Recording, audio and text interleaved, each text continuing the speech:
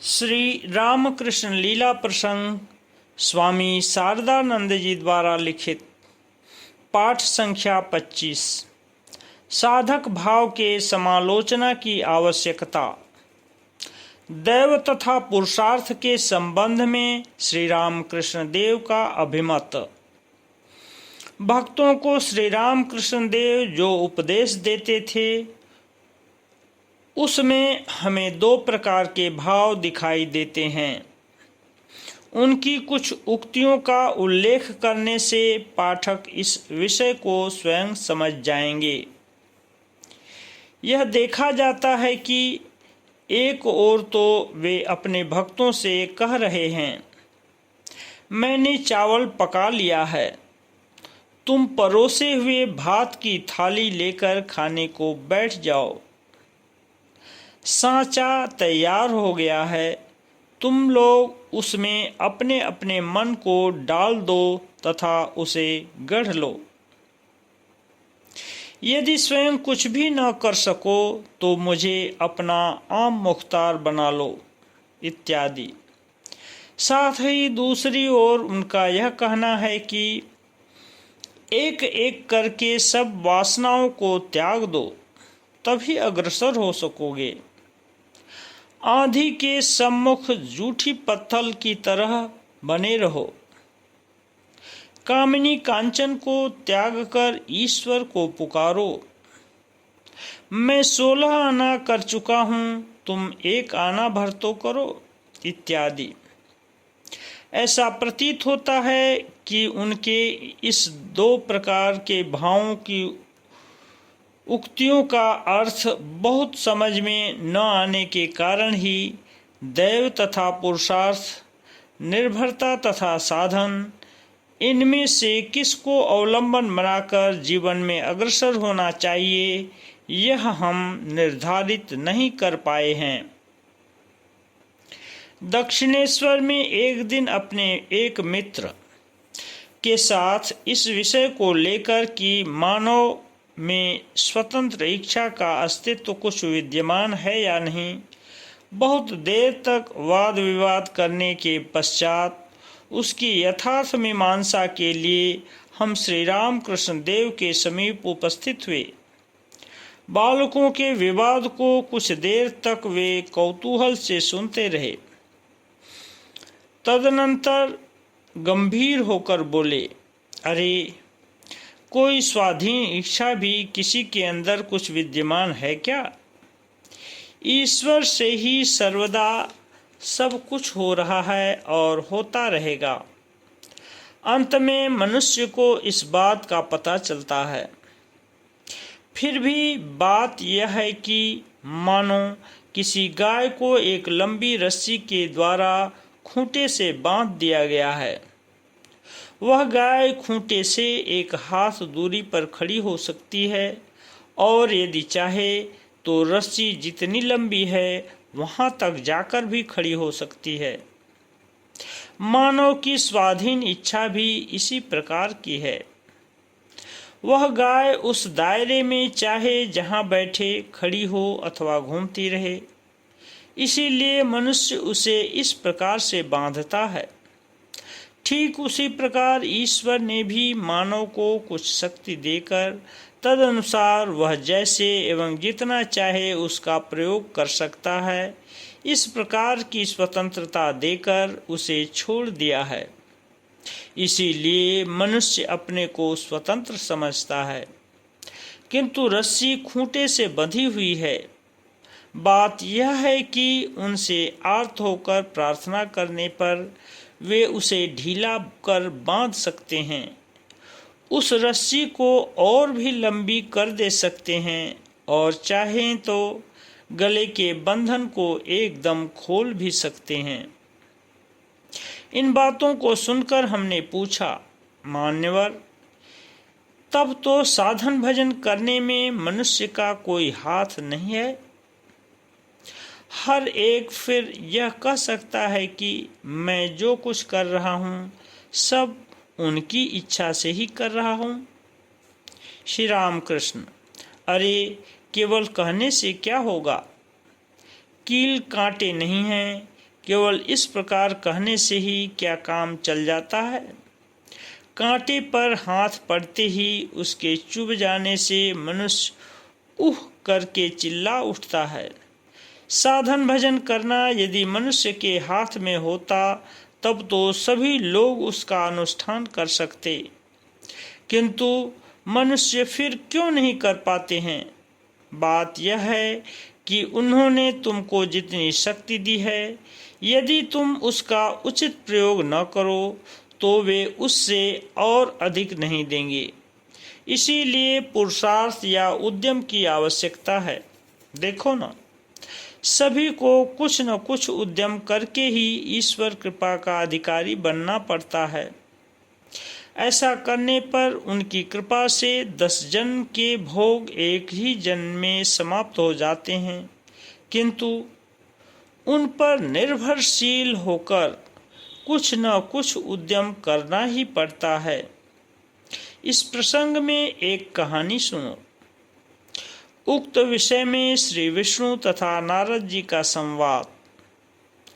गोलोक विहारी विष्णु ने एक बार किसी कारणवश नारद जी को अभिशाप दिया कि उन्हें नरक भोगना पड़ेगा। नारद जी चिंतातुर हो उठे। नाना प्रकार की स्तव स्तुतियों द्वारा उन्हें संतुष्ट कर वे बोले, अच्छा प्रभु, नरक कहाँ है? वह कैसा है तथा कितने प्रकार का है? मेरी यह जानने की इच्छा हो रही है, मुझे कृपा कर बताइए। स्वर्ग, नरक तथा पृथ्वी जो जहाँ पर अवस्थित है, उसको खड़िया से धरती पर अंकित कर दिखाते हुए विष्णु बोले, यहाँ पर स्वर्ग तथा यहाँ पर नरक है। नारद जी ने कहा, अच्छा, तो फिर यही मेरा नरक भोग हो गया। यह कहकर उस अंकित नरक के ऊपर लोट लगाने लगे। अर्थात नारद जी ने उन्हें प्रणाम किया। विष्णु हंसते हुए बोले, यह क्या, तुम्हारा नरक भोग कैसे हुआ? नारद जी ने कहा, क्यों प्रभु, स्वर्ग तथा नरक का सृजन आपने ही किया है। आप उसे अंकित कर मुझे दिखाते हुए जब यह बोले कि यह नरक है, तब वह स्थान वास्तव में नरक ही हो गया, और उस पर लोट लगा लेने से मेरा भी नरक भोग क्यों नहीं पूरा हो गया? नारद जी ने यह बात अपने हार्दिक विश्वास से कही थी ना, इसीलिए विष्णु ने भी तथास्तु कहा। किंतु नारद जी को उन पर यथार्थ रूप से विश्वास स्थापन कर उस अंकित नरक के ऊपर लोट लगाना पड़ा। इस प्रकार उद्यम करने के पश्चात तब कहीं उनका भोग समाप्त हुआ। इसी प्रकार कृपा के राज्य में भी उद्यम तथा पुरुषार्थ दोनों का ही स्थान है। इस बात को श्री रामकृष्ण देव इस कहानी की सहायता से कभी कभी हमको समझाया करते थे।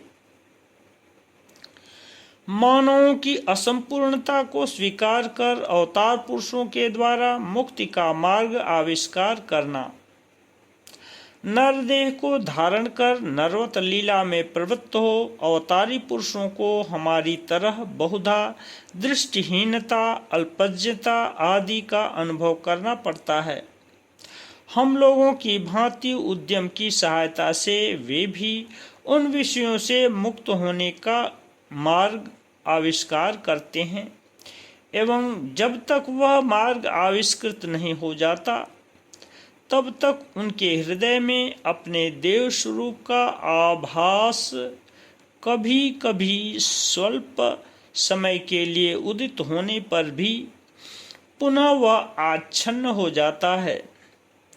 इस प्रकार से बहुजन हिताय माया के आवरण को स्वीकार कर उन्हें भी हम लोगों की तरह आलोक अंधकार के राज्य में मार्ग का अन्वेषण करना पड़ता है। भेद केवल इतना ही है कि उनके अंदर स्वार्थ सुख की चेष्टा बिल्कुल नहीं होने के कारण वे अपने जीवन मार्ग में हम लोगों की अपेक्षा अधिक आलोक देख पाते हैं एवं अपने अंदर अवस्थित समग्र शक्ति को सहज ही में एक साथ केंद्रित कर अविलंब जीवन समस्या का समाधान करते हुए लोक कल्याण साधन में नियुक्त होते हैं। मानव रूप से चिंतन किए बिना अवतार पुरुषों के जीवन तथा प्रयास का अर्थ जाना नहीं जा सकता। मानव की असंपूर्णता को यथार्थ रूप से स्वीकार करने के कारण ही देव मानव श्री राम कृष्ण देव के मानव भाव की विवेचना के द्वारा हम लोगों का अत्यंत कल्याण हो सकता है एवं इसीलिए उनके मानव भावों को सर्वदा सामने रखकर उनके देव भाव की विवेचना करने के लिए हम पाठकों से अनुरोध करते हैं। वे हम लोगों में से ही एक थे। इस प्रकार चिंतन किए बिना उनके साधनकालीन अलौकिक उद्यम तथा प्रयासों का कोई अर्थ ढूंढने पर भी हमें प्राप्त नहीं होगा। अन्यथा ऐसा प्रतीत होगा कि जो नित्य पूर्ण हैं उनके लिए सत्य लाभ के प्रयत्न की क्या आवश्यकता है। मालूम होगा कि उनकी अथक चेष्टाएं लोक दिखावा मात्र हैं। इतना ही नहीं, ईश्वर प्राप्ति के निमित्त महान आदर्शों को अपने जीवन में सुप्रतिष्ठित करने के लिए अनुष्ठित की उनके उद्यम, निष्ठा तथा त्याग के द्वारा हमें उस प्रकार आचरण करने का प्रोत्साहन प्राप्त न होगा तथा हमारा हृदय घोर उदासीनता से भर जाएगा।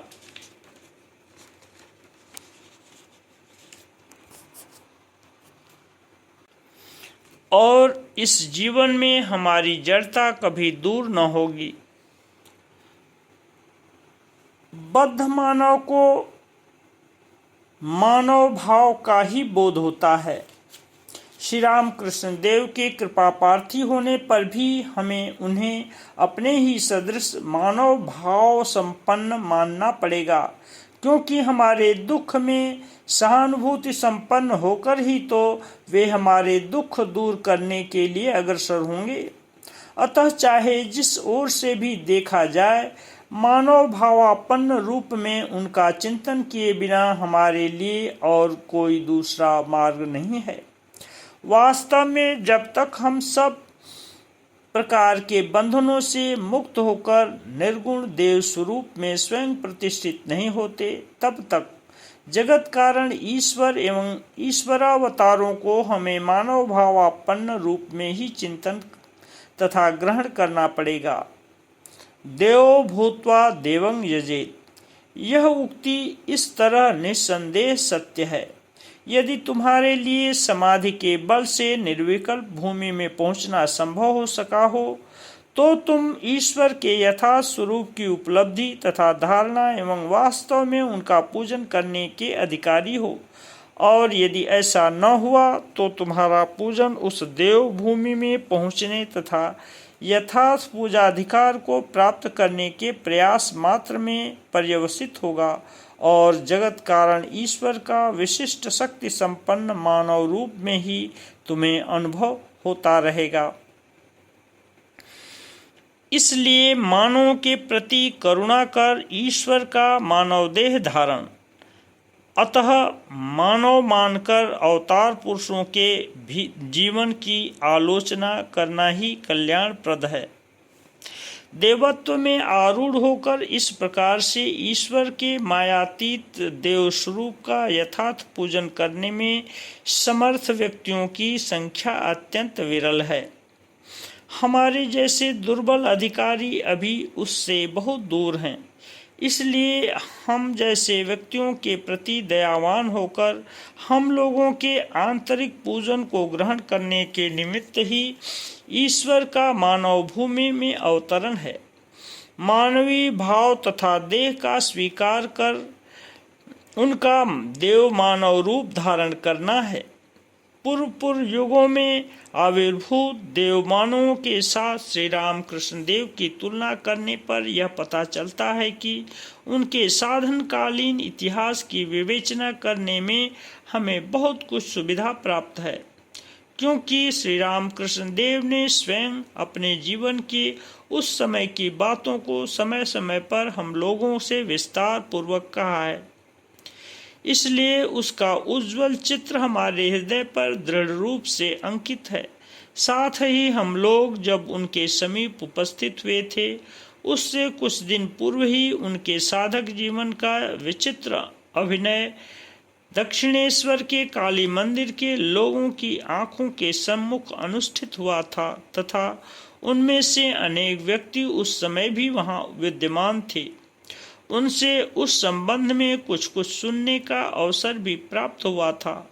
अस्तु, अब इस विषय की आलोचना में प्रवृत्त होने से पूर्व हमारे लिए साधन तत्वों के मूल सूत्रों की साधारण रूप से एक बार आवृत्ति कर लेना उचित प्रतीत होता है।